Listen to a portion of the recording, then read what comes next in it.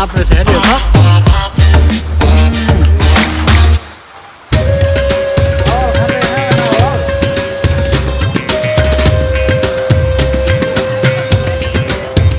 Hello good morning. हजुरहरू सन्चै हुनुहुन्छ? म चाहिँ आज दिउँसोबाट ब्लग स्टार्ट गर्दैछु है त। खानासाना खायो, अब एकछिन रेस्ट गरेँ, अब फेरि चेन्ज गरेँ। आज किन यो लुगा भनेर भन्दाखेरि आज चाहिँ चामल कुट्नु छ मेलमा, घरकै मेलमा। अब फेरि यता ड्र्यागन फ्रुट पनि पाक्दै पनि छ, फल्दै पनि छ, कुनै पाक्दैछ, फेरि टिप्ने बेला भयो। आज चाहिँ 2 बोरा धान कुट्नु पर्ने छ मेलमा, अनि कुट्ने मान्छे चाहिँ म आफै है त। फेरि आज यो चाहिँ धान कुट्ने मेसिन घरमै भएको। यहाँबाट धान हाल्ने, यहाँबाट भुस निस्किने, यहाँबाट चामल निस्किने, अनि यसमा चाहिँ मकै हाल्ने पिठो बनाउनको लागि च्याख्ला। अब यता एकछिन यसो सफा गर्दै हुनुहुन्छ, अनि त्यस पछाडि पिन्न रेडी भयो भने त।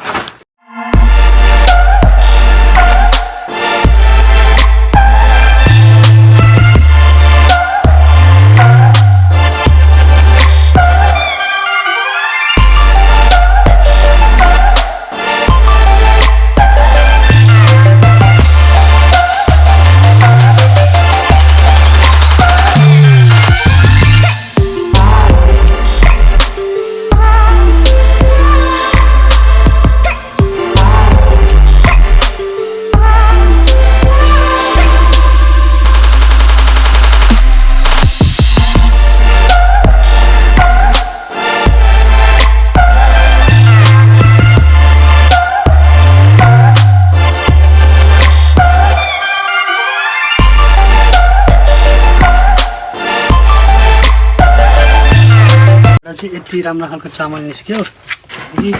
अब यो बोरामा हालेर अब अर्को बोरा खोजेर त्यो पिन्न बाँकी छ। अब यो 1 बोरा यो बाँकी छ पिन्नको लागि, अनि पिनेर यो भाँडा, यो निलो भाँडा भर्न बाँकी छ। कपाल त पुरै सेतो भइहाल्यो होला, देख्नुभयो। काम गरेपछि धुलोमुलो भइहाल्छ। मास्क लगाउने, यसरी टक्क काम गर्ने।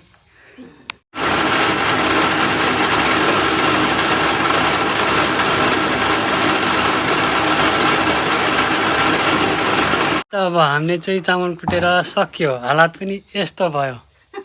त्यो अघिको 3 बोरा चामलले यति निस्क्यो, 2 बाल्टी, 2 बोराले 2 बाटा निस्क्यो चामल। हालत चाहिँ यस्तो हो, मेसिन यही हो। आयो के काम भन्दाखेरि यो अघि पिनेको धानलाई चामल बनाएर यो ड्रममा हाल्ने, यो ड्रममा हाल्ने। यो 2 बाटा चामल धुलो न मुस्लो भएको छ अनुहार त आफै। यहाँ लुगा हेरौँ न, लुगा यहाँनिर रियल मड्रिडको लुगा यस्तो भयो। अब सकिन्छ त। अब म चाहिँ लागेँ है त यो ड्रम भर्नको लागि। अब चाहिँ नुहाएर फ्रेस हुनु पर्यो। यस्तो छ है अनुहारको हालत। नुहाएर फ्रेस हुनु पर्यो। नुहाएर फ्रेस भएर बिगौती खान्छु अब चाहिँ।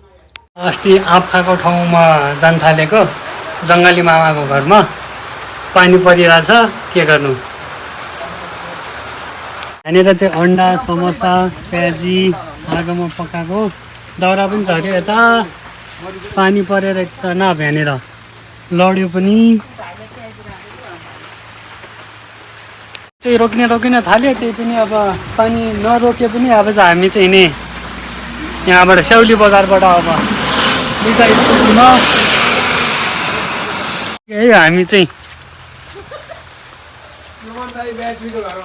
जङ्गली मामाको घरमा जे पानीमा भिज्दै भए पनि आयो, रमाइलो भयो। अब फेरि गोठतिर लाग्ने अस्तिको त्यसरी नै।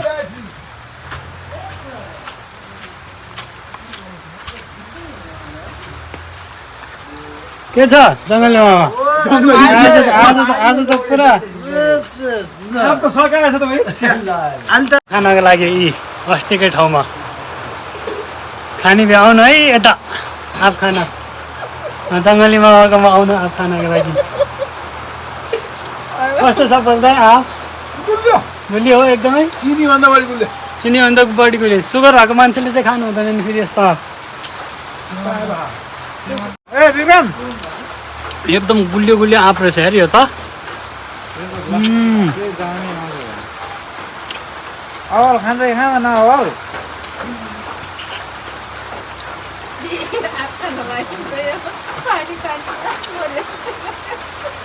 मस्त पानी भिजेर आँप खान